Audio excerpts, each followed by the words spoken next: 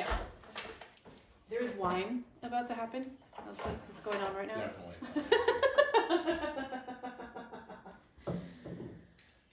So, where's this wine from, Tony? This wine is from a friend of my dad's. They were in the Central Coast Home Winemakers Club together. And there's like a 30% chance I put this cork in this bottle because there was 2 other guys helping cork. And 30%, people. 30%. Everyone, I'd like to introduce you to my director / producer, Lucky, who, in addition to helping me with this shot, is also going to help me finish this bottle. I can gladly do that. Thank you, sir. Yeah. This is like kind of becoming a thing because Kate did the same thing, actually. Having a glass of wine with who's ever directing and producing your show with this wine. Yeah, why not? I think that's a great idea. Salud. Bon anime. Okay.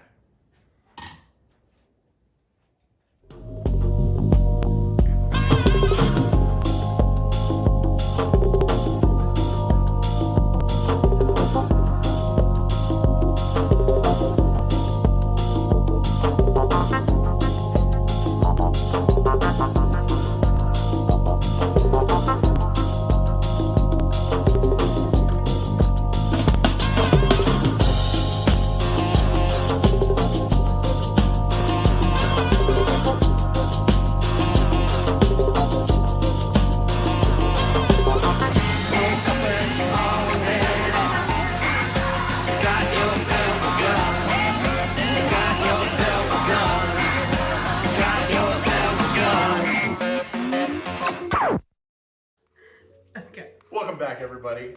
Thank you for joining me if you watched my last episode, and God bless you for returning. If you're new, my name's Anthony Bellum.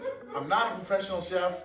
I have been an assistant chef, a soup, but I've been a line cook. I've worked kitchen jobs, but to be real with you, most of the time it's been as a dishwasher. I'm just a fluffy guy who likes to cook. And like most everybody else in 2020, I'm rewatching series because there's nothing better to do with everything closed. One of my favorite series is The Sopranos. And as I'm rewatching it, I realize, man, aside from all the killing and drug dealing and blah, blah, blah, it's a show about food, really. So, at least, you know, I see it as a show about food with my fatty eyes. Today, we're covering the pilot episode. We were covering the pilot episode last week. I gotta be honest with you, there's a lot of food in the pilot episode. We're gonna be on the pilot for like 2 months. But today's 2 things, Sunday gravy and marinara sauce. They're not actually directly referenced in this episode, but baked ziti is. And to bake baked ziti, you gotta have Sunday gravy. Figure it's a good, like, just let's get this out the way first because you're gonna see it come up throughout the series. Might as well get it out the way, right? Let's look at our ingredients. Again, because I'm not trying to get sued by David Chase, I'm gonna be kind of ambiguous on the exact quantities. I will say that you need 2 cups of water, whole cloves of garlic, some olive oil, tomato paste, some veal, which I'm using an ossobuco cut. The best cuts of meat really are around the bone because that's where all the flavor in the meat is. Now, here's where I'm cheating. The recipe calls for pork spare ribs. My butcher had beef spare ribs available. So that's what I'm going with, is the beef. The recipe calls for Italian sausage. I would like to just do a huge thank you, shout out. I owe a life debt to my director and producer, Lucky. Let me give you some backstory why she's chuckling and giggling. She's a vegetarian. And she was like, what do you need? You said you got a couple more things to get. And I was like, yeah, could you buy some Italian sausage? She doesn't even buy meat for her own family. And she went out of her way to buy it for me. And so I just gotta say, huge life debt. She's amazing. If you ever get the chance to work with her. Also, you should check out her media, Instagram, my fellow travelers. Did I get it right? Yes. Oh, yes. Okay. I'll put a link in the description. Remind me to do that. Okay, link in the description for her media. She's awesome to work with. But she's so awesome to work with. As a vegetarian, she got me Italian sausage. And let's see, that's all for the sauce portion. Oh, no, it's not. These great, huge bowl full of diced and peeled Italian tomatoes. The book gives you an option. You can either get them from the can or you can do the peeling yourself. I'm not Martha Stewart. I'm not doing that peeling shit. I use the can, all right? We're gonna go with the can. If you're watching this, you're already not a professional chef. Gordon Ramsay would only be watching me to make fun of me right now. So if you're just another at-home Joe like me, I'm your guy. Tony's your guy. I'm gonna try to keep this as easy as possible for us all, okay? First step, we have this big old pot that we're going to chuck the meat in first.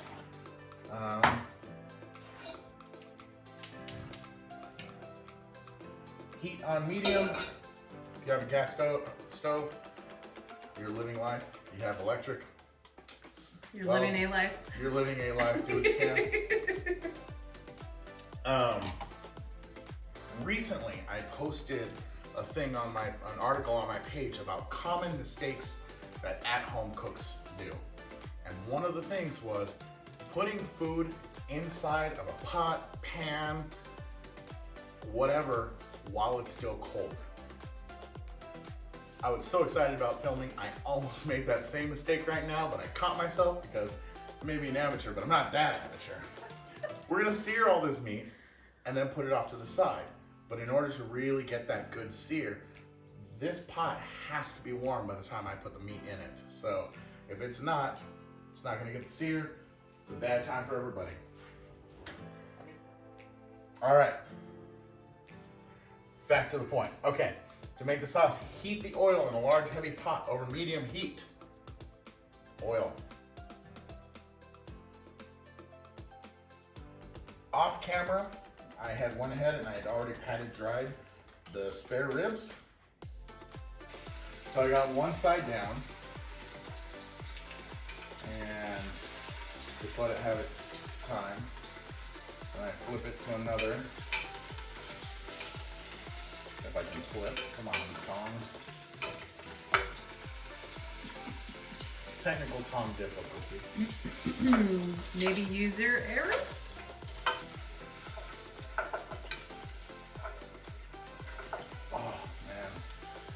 I know you're not appreciating the smell, Lucky, and I know my viewers can't appreciate the smell, but me, the carnivore, I am loving this moment right now. I can't smell anything over here but this wine. It's probably best that way. So I can handle that. Okay, so about how long do you do that for? For more than 13 seconds. Technical difficulties with my timer here. Okay, yes, for approximately 15 minutes or until brown. So have you made this recipe before? No, I've not. In fact, as I go through this show, it will be the first time that I cook any of these recipes. With the exception of the Alfredo, because that's not in the book, that's my own recipe. But yeah, I am winging this. The viewers get to watch the first attempt. We are going through this journey together. So these have been browned, actually a little under the 15 minute. I have my done meat tray over here. So we take it. We're gonna leave that fat that's in there. I'm gonna just put these off to the side right here. And next we move on to the veal cut. Again, I'm using ossobuco.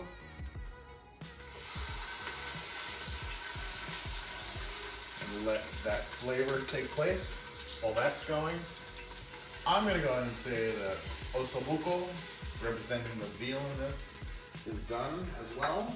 I made them as shapely two sausages as I can, and we're just gonna hope for the best here. They'll probably be fine. I guarantee it'll be fine. Yeah. That's gonna take some time to cook. You should always, and this one I can say as a pro because my head chef would always say this, regardless of the kitchen, regardless of who he or she was, clean as you go.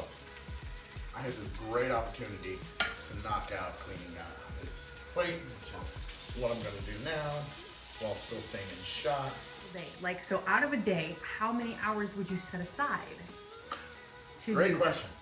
If this is your first time ever making Sunday gravy, cancel all your plans. Have a nice wide open schedule where you have plenty of room to make mistakes and get all the ingredients together. Speaking of the differences between American Italian and Italian Italian, take this point to mention these are not actually going to be eaten with the meal. To have meat and pasta in the same course is actually an American Italian thing. True Italian meal is several courses. And so when you have the pasta around, it's not really, there's no meat on the plate. There's occasionally like little meatballs. So we will be, when this sausage is done, I'm gonna take it out. It will join the plate. I'm gonna throw in the garlic. We're gonna remove that too. Apparently the garlic will have a residual enough flavor mixed with the grease that's left in there from all the meats. Yeah, well, if you smell like a pile of garlic walking around, I'm pretty sure COVID isn't the only reason people will be 6 feet away. I didn't say that. Hello, GoPro cam. So these are all pretty much done all the way around. The middle part is probably undone. And that's okay for our purposes. I'm gonna go ahead, I'm gonna add these over to the spare meat plate, as I'm going to call it now. This is still hot. They want me to drain out most of this fat. And we do actually want to leave some in the pan. The book just says toss the garlic in there. I, however, am a big fan of crushed garlic because I just think it releases a lot more flavor. I didn't actually like crush like so it's a little pulverized. I just kind of released it. And the remaining fat, you can still see there's a little bit in there. So I'm kind of just frying the garlic in that. So this should be a fairly, again, quick process, just 2-ish minutes. So while I'm waiting for this garlic, what you might or might not have heard is Lucky saying again for like the 3rd or 4th time that she likes this bottle better than the last bottle of the exact same wine that she drank. It tastes better. Is the guy who we bottled it with. His name is Jim. He's a character. So we're bottling it, right? And he decides to take a taster swig. And one of the other guys goes, "Oh, Jim, what do you think of it?" And he takes it and he makes this really weird kind of face, and we're like, "Jim, this is your wine. Do you not like it?" And he's like, "Oh, I'm going to like it." But you see, here's the thing about wine. Wine is a living being, and it's a lazy living being, and it likes to just sit in a bottle. And right now, we're transferring it from barrel to siphoner to bottle, and it's really pissed off right now. So it's not gonna taste its best at this moment. So have you ever wondered, well, what's the whole reason? Why do we let wine age? Why do we let it sit? Why do we open the bottle and let it breathe? It's because it's a living being. It's a lazy living being. And you don't want to piss it off. Of course, I have yet another one of these. I want to use the breadcrumbs for. Oh yes, breadcrumbs is coming later.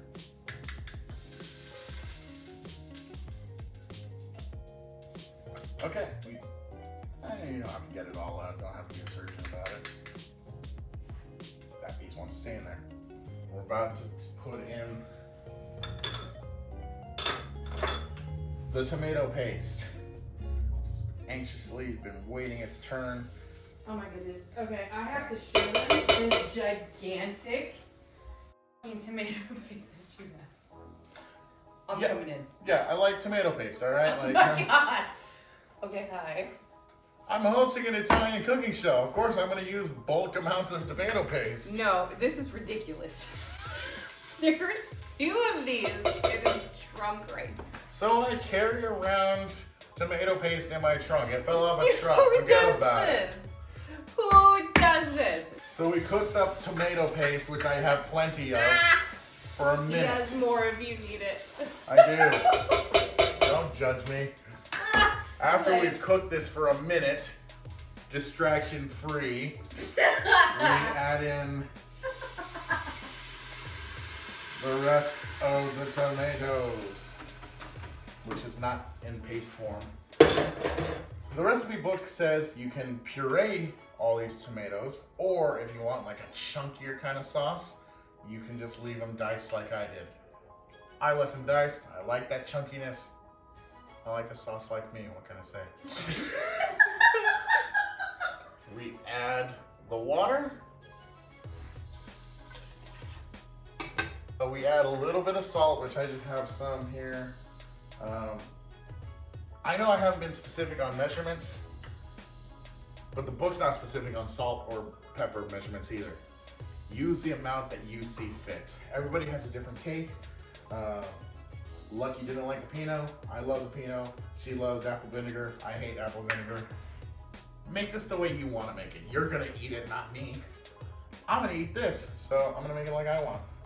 All of our meaty boys come back to join the party. This little guy does his Al Pacino and Godfather 3 impression. Just when I thought I was out, they put me back in.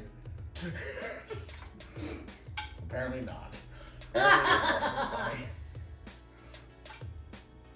All right. I'm gonna put that juice in there too. All this is in there, chilling. One big happy party. We're bringing it up, and then we're gonna bring it down to a simmer. Take the cover, and I'm actually gonna light the back one while I have you on GoPro 1. See that I'm letting it breathe right here? You want to let it do that. So we're gonna stick to that as it simmers for 2 hours, stirring occasionally. Anyways, I'm short like 57 people for a full Food Network staff, but what I got here is the ground beef. Okay, as Lucky squirms. I squirm 0% actually. I'm gonna take out some more of this juice. Okay, my butcher, Tim, at Woody's Butcher Block, has this beautiful 75% ground beef, 25% bacon mixture. Anytime you could blend beef and pork into your ground mix, it's such a wonderful thing. I highly advise. So we're gonna use a pound of ground beef 100%, or beef pork 50-50, or just some combination. Really, beef should be 50% minimum. So beef should really be the primary, but if you could get as much pork in there as possible, that'd be great.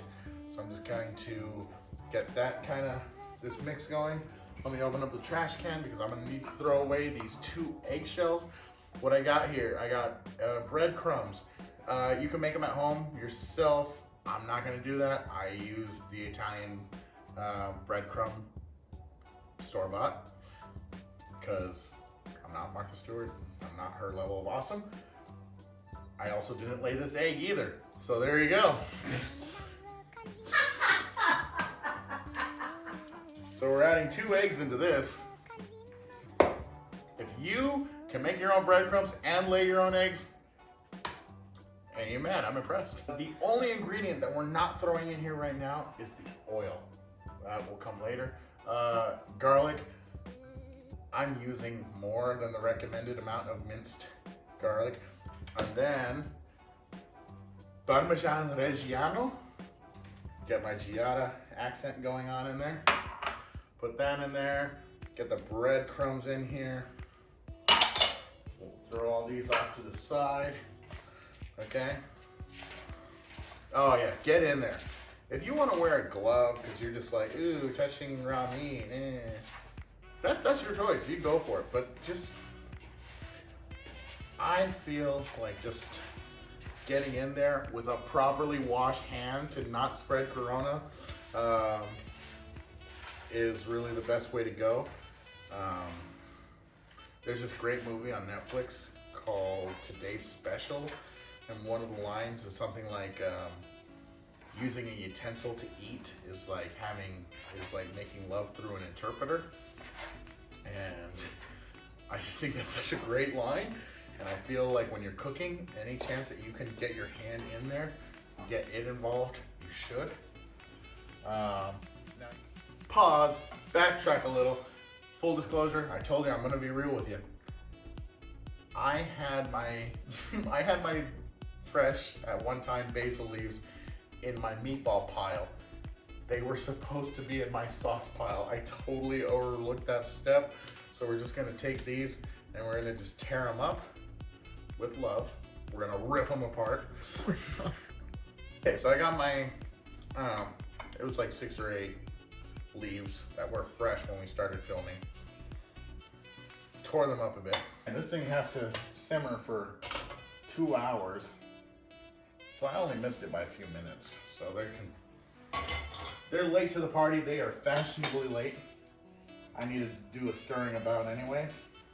Back to meatball action. The recipe in the book has 2 variants. So it says if you want to just serve with some rigatoni, you can make a larger, like about 2-inch meatballs, something about that size.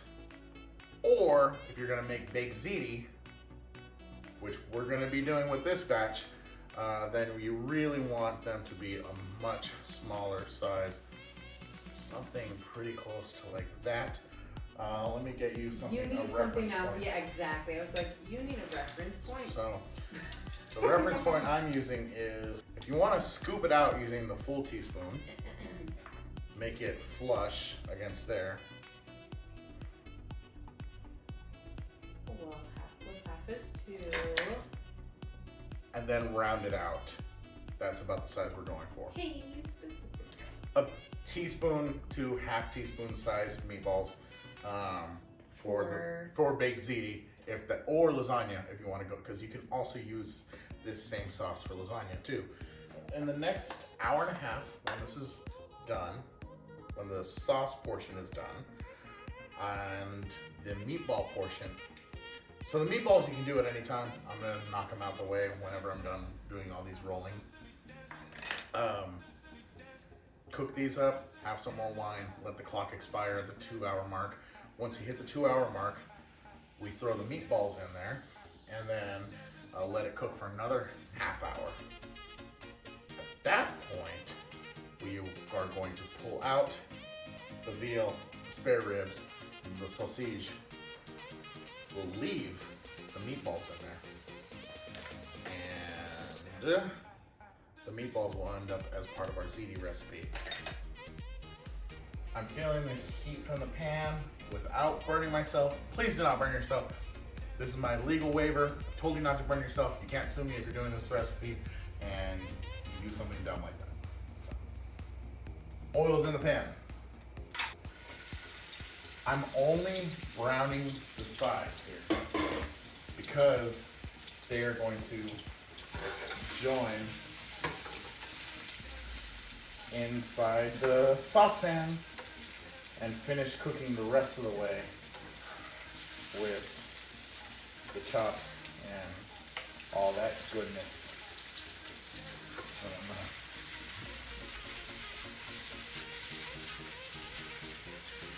One of these spare rib bones is about to come off the meat because it's become that level of tender and delicious.